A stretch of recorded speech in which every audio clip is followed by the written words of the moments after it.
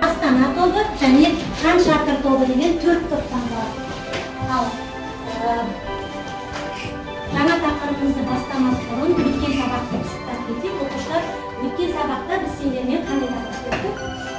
Керемет күмбез. Өткен сабақты біз сәулеттік өнер бөлімі болғандықтан құрылысшылар әдісімен пысықтап сұрақтарға жауап бере кетейік. Мына жерде сұрақтардың оқушылар құрылысшыларға жаңа қаланы тұрғызуға көмектесейік. Сұрақтарға жауап береміз және қаланы құрастырамыз. Бірінші сұрақ. Мәтін кім туралы? Кім жауап береді? Бектас келеді.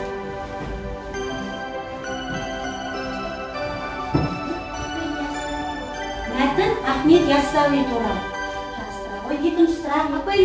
Қожа Ахмет Яссауидің туған жері қайдан келеді?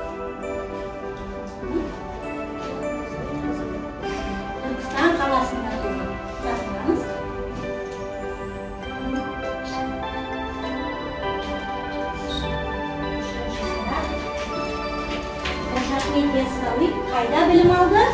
Назым.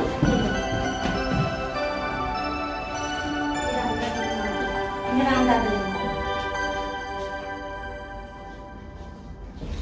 Керемет күмбез туралы біз қандай мәліметтерді үйрендік? Келе ғой. Башар.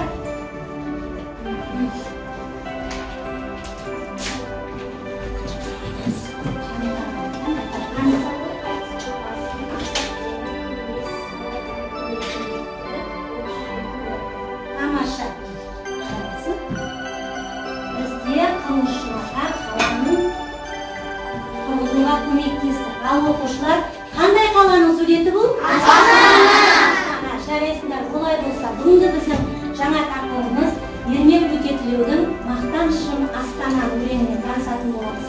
Дәптерлерімізді ашып, бүгінгі күннің жайын жазамыз, және тақырыпты жазамыз. Мақтанышым Астана.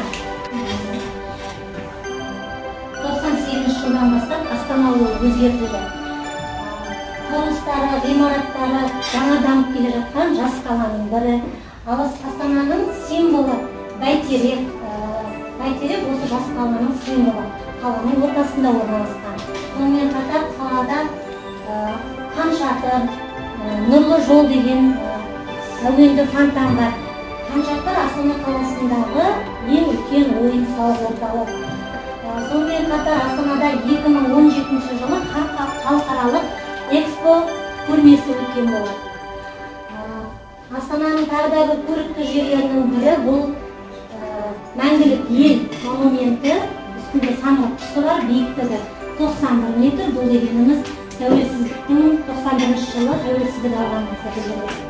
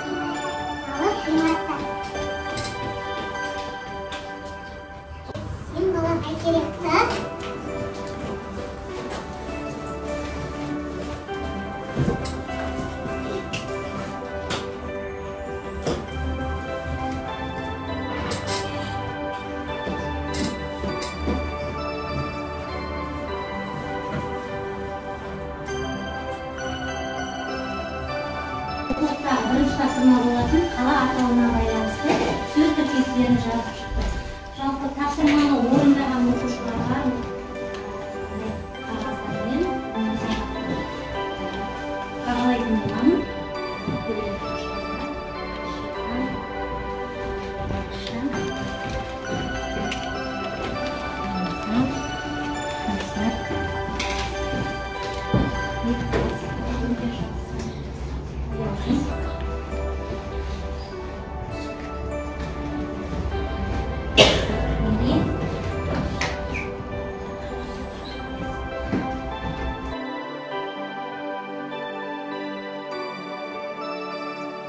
Өлеңді қолымызды қойып мұқият тыңдаймыз.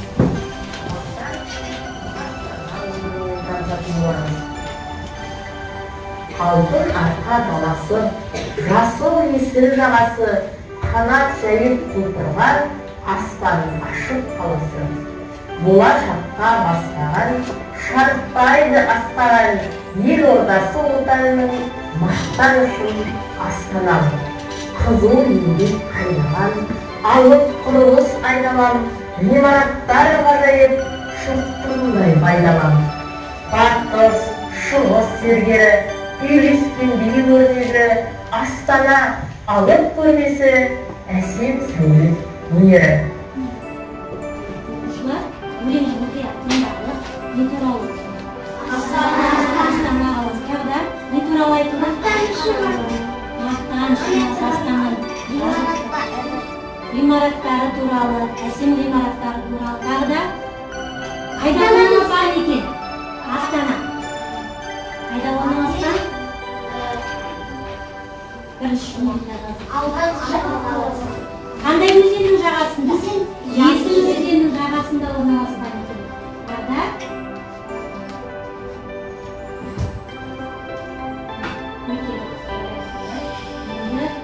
авто туралы мәліметтер. Авто туралы. Автор мақтанышым Астана өлеңінің авторы Еркек Өтетілеуов 1938 жылы 1 қаңтарда Ақмола қаласында дүниеге келген. Балаларға арналған көптеген туындылар бар, Жанашыр, Өсіп келемін деген кітаптар жазған. Енді кітаптан оқушылар аялдама әдісімен әр шумақты бір топтан, бір шумақтан оқып шығару. Тарағасын. Алтын арқа даласы, жасыл есіл жағасы, қанат жайып құлпырған Астана қаласы. Екінші топ. Болашаққа бастаған шарықтайды асқақ ән, ел ордасы отанның мақтанышын Астанам. Үшінші топ. Қызыл еңбек қайнаған, алып құрылыс айнала, ғимараттар ғажайып, шоқтығындай байдалам. Батыс, шығыс зергері, үйреткендей өрнегі, Астана алып көрмесі, әсем сәулет өнері. Жарайсыңдар. Оқушылар. Өлеңмен таныстық. Енді оқушылар.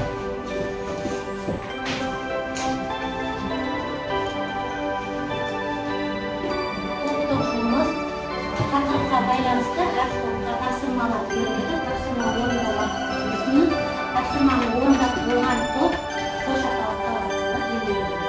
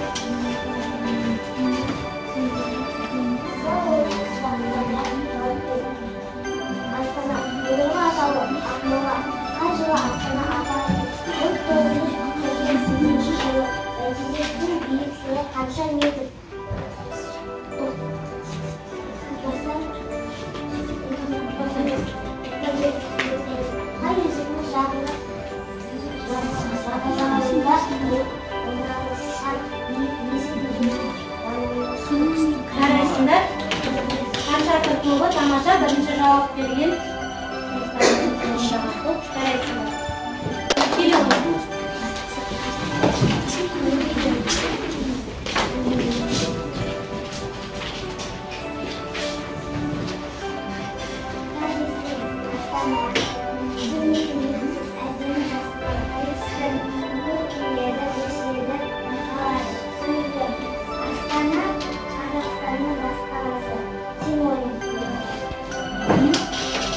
Qaraysiңдар.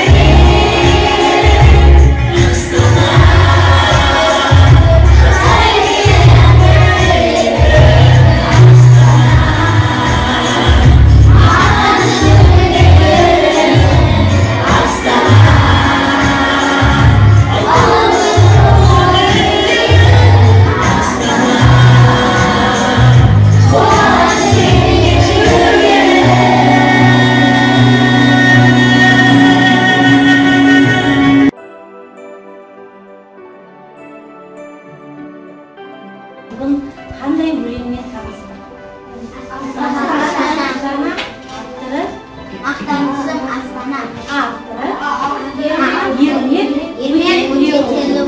Бүгінгі сабағымызды қол шатыр әдісімен қорытындылаймыз. Қол шатырға оқушылар үстіңгі бөлігіне не түсіндік сабақтан, бүгінгі сабақтан не үйрендік, нені білдім, осыны жазамыз, қорытынды ойды астыңғы бөлігіне жазасыздар.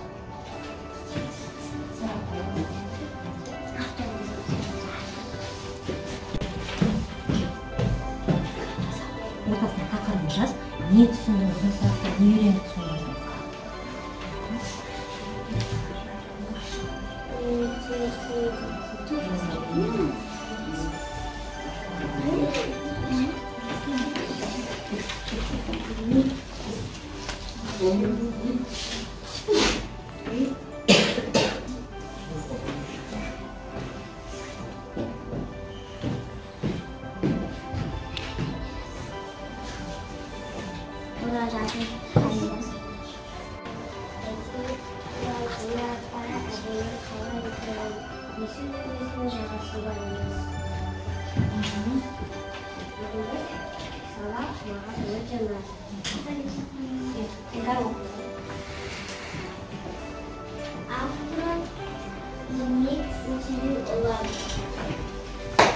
Астана не туралы? Астанада Астана қаласы туралы.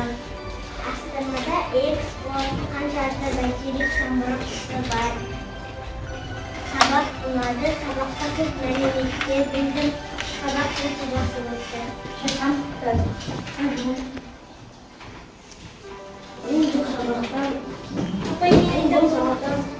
туралы сөздім. Астанада Экспо бар.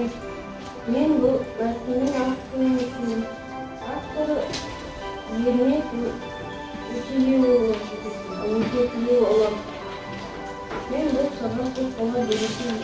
Бұл қола берген қалам.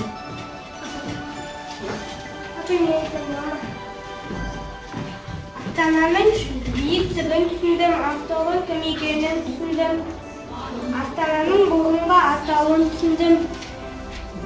Сабақ маған өте керемет.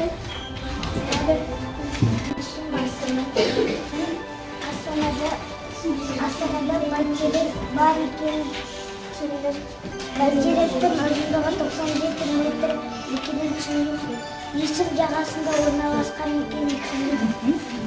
Маған сабақ ұнады. Тамаша. Аяқ бар. Астана туралы өттік. Авторы Ермек, фамилиясы қатты өткен. Астананың көрікті жерлері сөзі маған сабақ өте ұнады.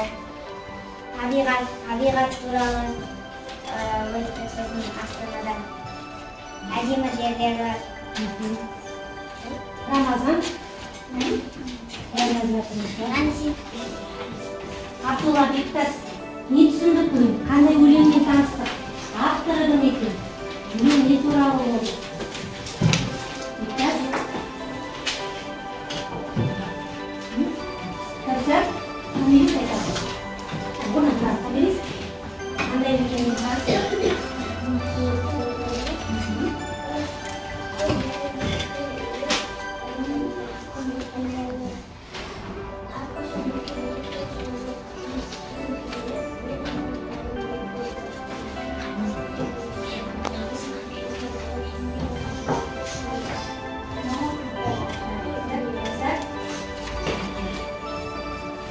Сөзден бәрін түсінген сияқтымыз. Бүгін сонымен қандай өлеңмен таныстық? Астана. Авторы кім екен?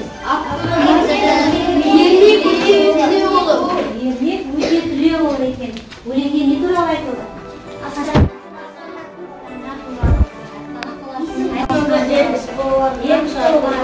Астананың көрікті жерлерімен таныстық. Бұрынғы атауы Ақмола екенін білдік. Және біз бүгінгі сабақта өлең шумағындағы мағыналарды ашуды үйрендік. Оқушылар үй жұмысқа Ермек Өтелеуұлының мақтанышым Астана өлеңін дәлелдеп көрді.